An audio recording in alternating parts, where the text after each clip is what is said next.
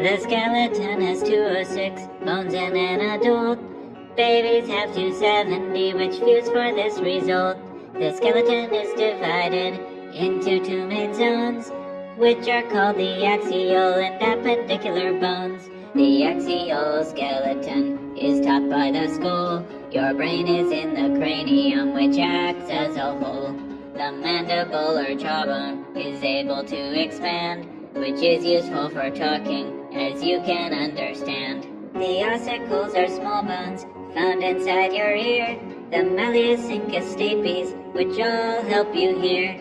Sound waves are amplified by these three bones, and then move to the cochlea, which discerns the tones. The ribcage helps to protect the lungs and the heart, with 12 ribs on each side, the sternum in the front. Your vertebral column, made up of vertebrae, are stacked up very neatly in a vertical array. The cervical vertebrae make up your neck. The spinal cord keeps your reflexes on deck. The ribs are supported by thoracic vertebrae. Lumbar ones are at the end of the spinal cord pathway. 5 sacral vertebrae are fused to form your sacrum, which holds your upper body and is found in your bum. Below it is the coccyx, or the tailbone. In humans, the coccyx has not really grown. The appendicular skeleton, 126 bones, in shoulders, arms, and legs, as we have here shown.